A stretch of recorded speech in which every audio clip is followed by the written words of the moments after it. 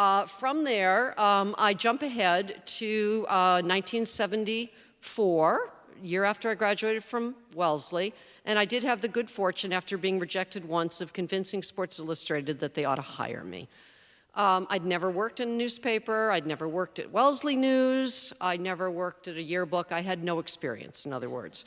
However, I had been what's called a gopher at ABC Sports, and I got there because I had the good fortune one night to meet Frank Gifford, who at that time was a sportscaster. He did Monday Night Football.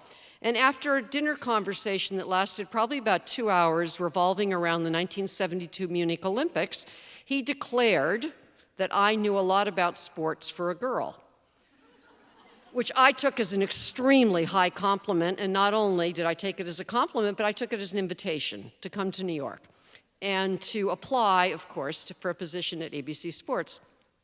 All right, long story short, I end up at ABC. I end up convincing Sports Illustrated they should hire me. And now it's 1977, and I've been a baseball reporter for Sports Illustrated for 2 years. I have reported stories, I have written stories. I've been at stadiums probably every day of the season. I have never gone into a clubhouse at that point until 1977, when I began to get access to the New York Yankees clubhouse through the back door. Billy Martin would let me in. He was the manager. So it comes to the World Series, and I thought, well, the Yankees are playing the Dodgers. I can get into the Yankees clubhouse, so let me go ask the Dodgers. So, you know, like any good girl, even though I had a pass that said I could go into the clubhouse, I also had 2 breasts that were evident, and that meant that if I tried to, I wouldn't be allowed. So I asked permission, and the Dodger players took a vote. They gave me permission to come in. It was not, as I was told, unanimous, but it was a majority. And so basically I had permission. So, you know, I'm going to try to shorten this so we don't take too much time on it, but the player rep, Tommy John, for the Dodgers at that point, guy with the bionic elbow, he then came out to tell me the hour before the World Series for Game 1 was going to start. But he said, I have one favor to ask you. He said, could you please go find Steve Brenner, our public relations person, and let him know that this has happened, that you may want to, you know, go in afterwards. I said, fine, no problem. So I went to find him. I told Steve, and I want to say that Steve looked like a ghost. As soon as I told him this, he scurried off in another direction, and I went to take my seat in what was the auxiliary press box.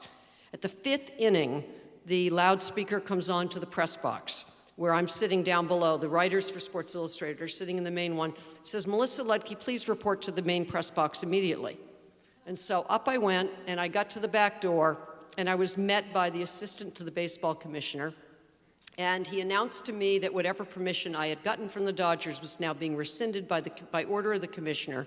There would be no clubhouse access for me or for any other woman.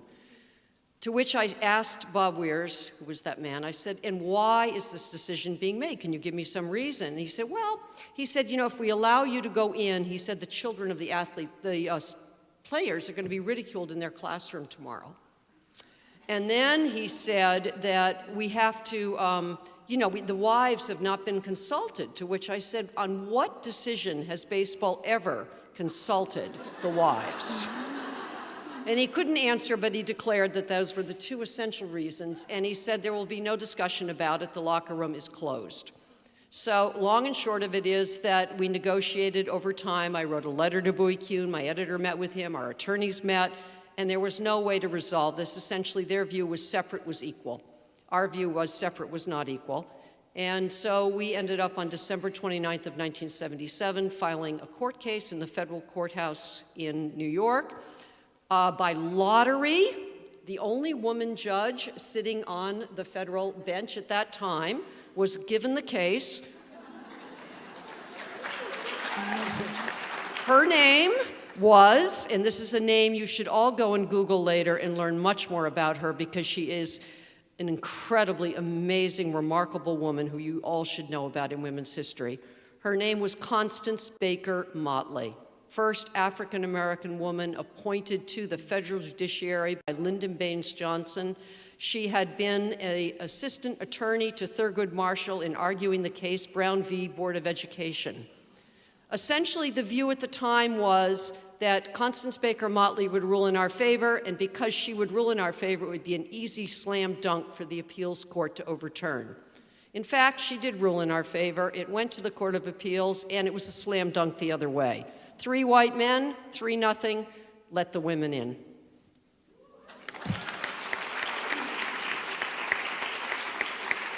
And so I just want to say that, you know, the implication of that is not just for me alone, and certainly was not just for me alone at the time. There were probably a dozen to 20 women reporters at that time covering sports.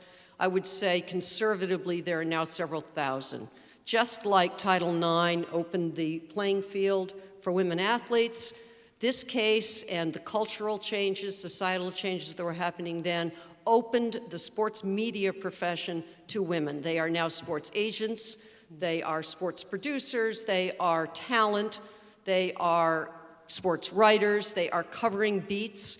It makes no difference what the beat is now. There is access to every locker room on an equal basis. So there we have it. That was change. Thank you. I think I've just added Melissa to my Title IX pioneers, too. That's my list. Thank you for doing that. That hard work for all of us earlier.